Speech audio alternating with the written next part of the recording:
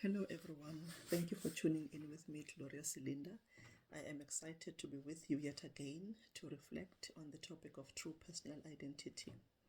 Today, our reflection is in a form of a question. Does your environment enable or support your true personal identity? I want to use an analogy of an ex-convict. Imagine someone who's been to prison. They have been rehabilitated, ready to come back and be integrated into society, come back to their family, ready, their mind, their heart, their soul is ready to start afresh. And when they return, they are facing an environment that is still judging them according to the way that they were before they went into prison. That environment is judging them according to their mistakes. That environment is judging them according to their past.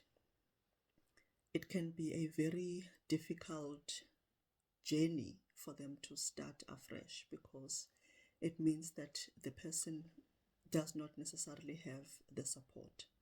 They may have a new set of values, they may have a new mindset, they may have a new attitude, they may be truly rehabilitated and ready to start a new way of life and even sometimes correct the mistakes of the past if they have an opportunity. But if the environment, whether it is their immediate environment or the larger environment, be it the society or the community, the place, the area where they stay, does not allow them, does not support them, it will make it almost impossible for them to correct or to start afresh. So before I carry on, I would like to take this opportunity to thank every one of you who continue to tune in. Thank you for your support. Thank you for the feedback. Thank you for sharing the link with others. If you haven't subscribed yet, please click the subscribe button, and I want to appreciate each and every one of you who have already subscribed. So let's continue. Does your environment enable or support your true personal identity? Remember, when we talk about true personal identity, we talk about the real you, who you are spiritually as a person before you even show up in the physical and interact with other people. We talk about your value system, we talk about your beliefs, we talk about the kind of individual that you want to be seen as. Also the kind of individual that you want to see yourself as. So if we continue with the story that I've started with, the example of an ex-convict, this person has been rehabilitated and they are ready to start afresh. And if the environment that they come back to, or environment that they decide to go to start afresh, does not enable them because of prior judgments or because they do not believe in that individual for one reason or another, it is going to make it harder for them to live according to the new way that they aspire to. Your environment is very important to support who you are. Imagine yourself being in an environment, and I'll use the example of a believer in Jesus Christ. Let's say you have accepted Jesus Christ as your personal Lord and Savior, and the Bible in the book of 2 Corinthians 5:17 tells us that when you have done so, you are a new creation. But you live in an environment that is not conducive for the lifestyle that you ought to be living, because in the journey with Jesus Christ requires you to live a godly lifestyle. Let's say you live in an environment that still does things in the old way that you used to do things. It is going to be extra hard to start that lifestyle. Your anchor, your motivation need to be very strong for you to continue in your new journey.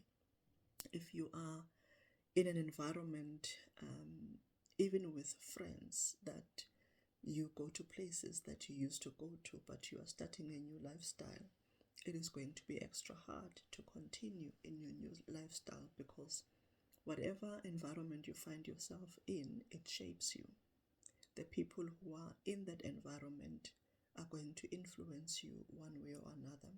Even if your willpower is quite strong, if you are there more regularly, it is going to be a fight for you to stand out. It is going to be a fight for you to live according to the values that you aspire to.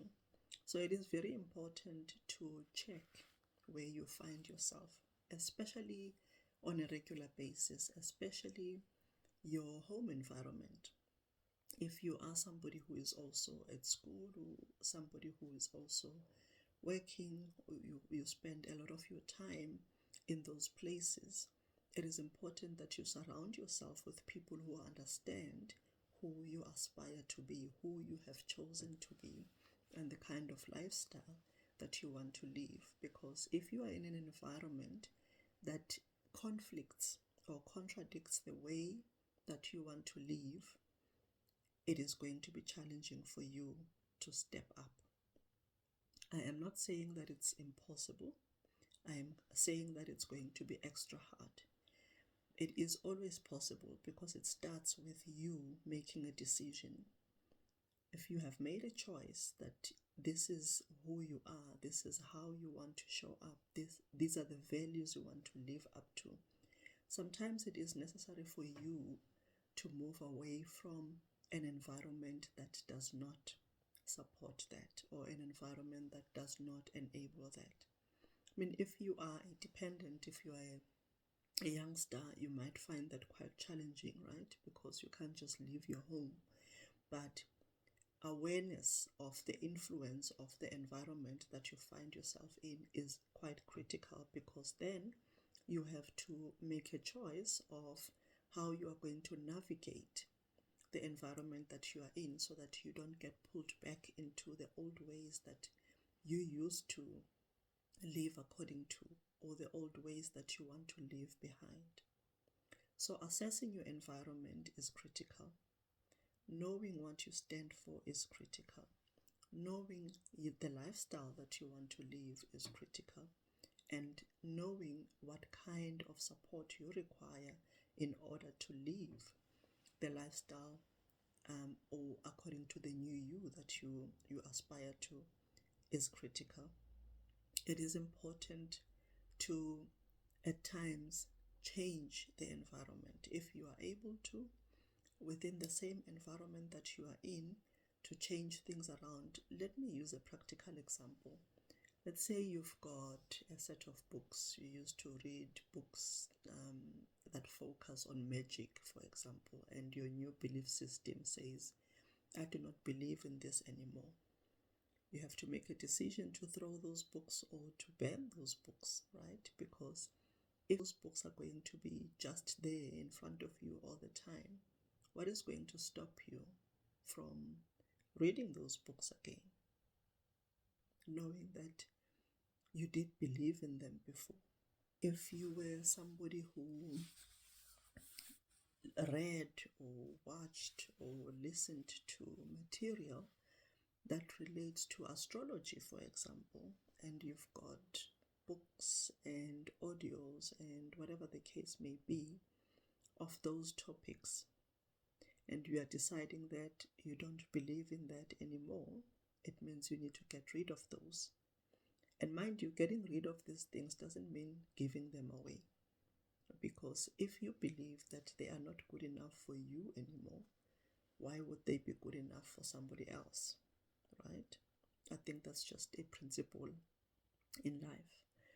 So getting back to the environment, whatever true personal identity you have established or you have discovered or you decide to follow, the call to action is make sure that your environment enables that way of living. Make sure that your environment supports the new lifestyle that you have chosen. And it could mean many different things for many different people. It could mean some of the routines that you were doing at home, for example. If you never used to pray before, and now you need quiet space, quiet time to pray, to meditate, to study, you have to make sure that you set up an environment that allows that.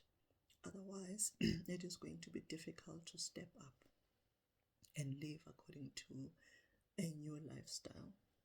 So the call to action is, let us not take for granted that the environment that we live in affects how we live our lives. Don't take for granted that the routines that you keep are most of the time fed or informed by your environment. Let's not take for granted that the people that are in the environments that we find ourselves in influence how we show up, influence the actions that we take, influence even the belief systems that we live by. So make it a point that you clean up your environment if you need to. Make it a point that you rearrange your environment if you need to, so that you make it easier for yourself to live according to your true personal identity without any conflicts.